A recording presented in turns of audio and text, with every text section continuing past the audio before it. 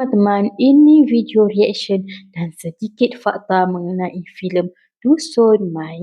Oh, filem ni daripada Hitmaker. Ini Gunung Welirang. Gue tuh udah penasaran banget, Dia pengen buat 4 banget lihat orang pemandangan kawan di atas mendaki gunung. gunung. Pas naik, Mbak dan Mas alon-alon asal kelakon. Naik gunung tuh Cantik kayak gambar kita dia. dapat kesempatan Gambar buat gunung belajar cantik. introspeksi diri.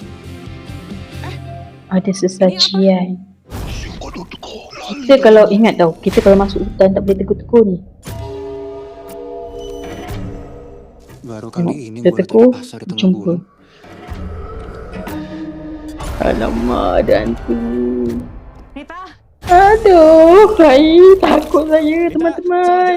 Aduh, jatuh pula lah kat dalam air. Saya rasa cerita ni best teman-teman. Nita. Takut ni. Tahu pula dia. Awakmu kabeh, apa mau kira iso mule? Bisa menentukan ni. Memang best. Sekarang Banyak kalian ada di hantu. antara wilayah manusia dan wilayah gaib. Tempat ini dinamakan Dusun Mayit. Aduh, di gunung Welirang.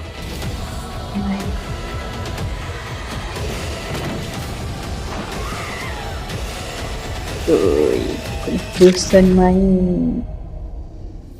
Kalau orang kat sana keluar 30 Disember tapi kita baru keluar 15 Januari hari tu kat teman-teman. Sikit fakta mengenai filem Dusun Mai ni kan teman-teman. Dia dekat Indonesia dalam masa 2 minggu dia dah catat 2 juta tau. Satu kutipan yang box office tau teman-teman. Penonton kat sana dia orang cakap menyesakkan dada. Tak tiada ruang untuk bernafas. Takutnya.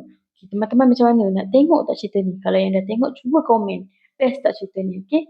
Jom kita pergi layan filem ni dekat wayang. Jangan lupa subscribe, like dan share supaya teman-teman dapat tahu video reaction yang seterusnya teman-teman. Bye!